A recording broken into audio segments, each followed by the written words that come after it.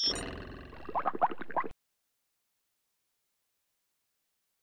الحلقة اللي فاتت اتكلمنا عن المنهج العلمي في مجال العلوم الاجتماعية، وعرفنا ايه هي الخطوات اللي لازم نمشي عليها عشان نطبق المنهج العلمي ده واحنا بندرس اي ظاهرة لفتت انتباهنا في المجتمع، وهما تحديد المشكلة او الظاهرة، مراجعة الادبيات، اجراء البحث، والاستنتاج. في الحلقة دي هنركز على اول خطوة وهي تحديد المشكلة او الظاهرة.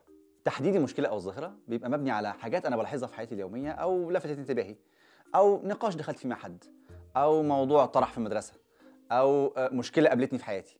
كل الحاجات دي بتثير عندي تساؤلات، بتخليني عايز اعمل بحث عشان اعرف اجابات للتساؤلات دي.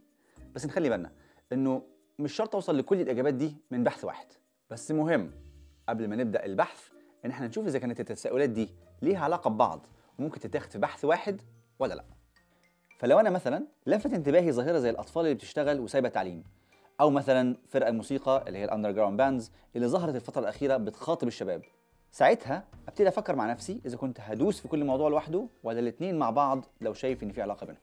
تحديد الموضوع او المشكله اللي هندرسها بيفرق معانا في ان احنا نوجه مجهوداتنا صح وما نشتتش نفسنا عشان نقدر نوصل لحاجه في الاخر. وهيفرق برضو في سؤال البحث بتاعنا اللي زي ما قلنا الحلقه اللي فاتت هو ده السؤال اللي انا بحاول اجاوب عليه طول ما انا شغال في البحث. وعلى اساس الامثله بتاعتنا ممكن نقول ايه اللي بيخلي الاطفال تسيب التعليم وتشتغل، او ايه سر ظهور الفرق الموسيقيه اللي بتخاطب الشباب دي مره واحده، او ممكن اضم الاثنين مع بعض واقول ازاي استخدم الفن في اني اخاطب الفئات اللي مش متعلمه. وبعد ما استقر على السؤال ببدا اوجه مجهوداتي على اساسه. ويا سلام لو في متخصص زي دكتور او مدرس في مدرسه يقدر يتابع الكلام ده عشان لو عنده معلومه جديده تقدر تستفيد منها. وبكده نكون خلصنا اول خطوه في البحث بتاعنا وعرفنا اهميتها.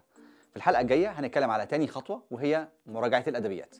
عايزك تفكر في مشكله او ظاهره اجتماعيه بتشوفها حواليك كتير وعايز تعرف السبب بتاعها، واكتبها لنا في الكومنتس على الفيديو.